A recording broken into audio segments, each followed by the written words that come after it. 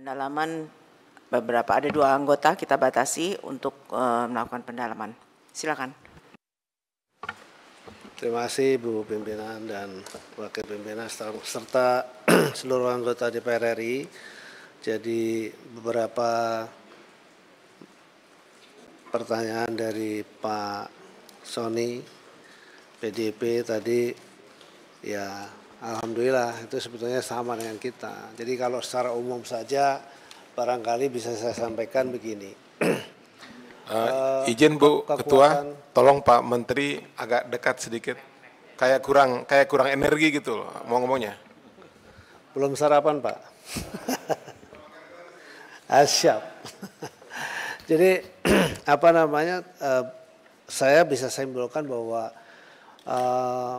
kenapa kemudian bahwa pagar ini kemudian tidak segera dilakukan pembongkaran, dan kemudian ketika pembongkaran saya membuat pernyataan bahwa itu adalah bagian dari barang bukti. Ya saya berpikir bahwa harus ada edukasi yang baik, yang benar juga gitu. Sesuai dengan kewenangan dari Kementerian Kelautan Perikanan kan ada batasan-batasan ruang kewenangan, jadi tidak menyeluruh juga gitu ya. Contoh misalnya kita kalau dianggap lalai misalnya kenapa itu sejak Agustus baru kemudian setelah rame-rame baru kita turun. Tapi paling tidak pada saat mulai rame itu KKP langsung hadir dan melakukan pengecekan secara administratif apakah ada pengajuan KKPRL ataukah mungkin sedang proses ataukah mungkin sudah dikeluarkan dan seterusnya. Nah, setelah diketahui tidak ada maka pada hari itu dilakukan penyegelan. Itu tahapan pertama begitu. Karena memang kita juga sudah melakukan ratusan kali penyegelan itu tidak hanya di sini. Di seluruh Indonesia kita lakukan. Yang kalau tidak salah ada 196 kasus yang kita lakukan. Cuma tidak terberitakan seperti ini karena mungkin tidak terlalu menarik. Ada misalnya di Batam itu reklamasi yang menghancurkan hutan mangrove. Itu juga kita tindak, kita segel dan padahal sudah ada KKPRL-nya tapi tidak sesuai begitu. Nah kita tidak bisa kemana-mana. Misalnya contoh begini, tiba-tiba lalu kemudian tiba-tiba dibongkar misalnya begitu. Jujur saja membongkarkan memang ada budgetnya juga. Lalu yang kedua nanti kalau kita dipertanyakan sama Bapak Ibu di sini itu budgetnya dari mana atau nanti jadi ketemuan BPK terus siapa yang tanggung jawab. Kan pusing juga kita. Lalu kemudian kalau belum ada keputusan, karena nanti keputusannya itu kalau begitu ditemukan siapa yang memasang dan kemudian ketahuan selain denda juga dia harus membongkar. Begitu yang bersangkutan harus membongkar bukan kita yang membongkar gitu lah. Itu salah satu. Teman gimana ya netizen kan seperti tadi yang Bapak sampaikan di ujung sana mengatakan loh kok dibongkar dilarang kok nggak boleh. Padahal kan harus juga kita edukasi secara hukum. Kan negara ini kan bukan yang asal-asalan ada hukumnya juga begitu loh. Jadi siapa yang melakukan itu tanpa bertanggung jawab, kemudian kita harus meminta bertanggung jawab. Kalau sudah tidak ada buktinya kan sulit. Bisa bukti itu bisa melalui foto, bisa melalui video, ya bisa juga gitu. Tapi sekali lagi itu ada anggaran juga untuk melakukan itu semua. Oke, tapi kemudian kami menganggap bahwa kemarin secara bersama-sama, jadi kami berkoordinasi dengan Angkatan Laut, lalu kemudian kami menyatakan bahwa jangan hanya sendiri tetapi semua.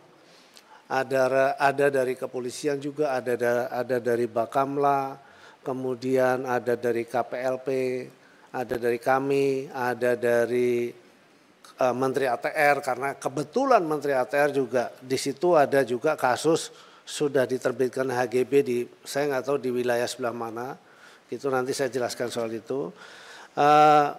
Dan alhamdulillah juga dihadiri oleh Ibu Pimpinan Komisi 4 dan Wakil Pimpinan Komisi 4. Jadi artinya nanti kalau ada pertanyaan kenapa gitu ya ini memang harus tuntutan masyarakat harus dibongkar.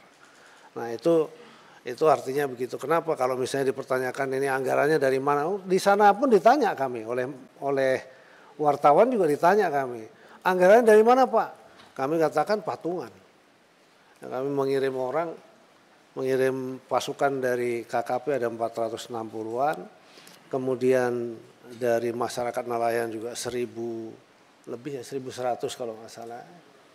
Terus 750 dari TNI Angkatan Laut.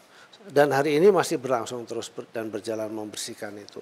Dan itu bentuk pertanggungjawaban yang bisa kami lakukan di tengah juga situasi kadang-kadang memang netizen atau masyarakat itu nggak mau tahu. Yang penting pokoknya harus bersih begitu saja. Ya itulah. Tapi ya sudah, memang itu yang harus menjadi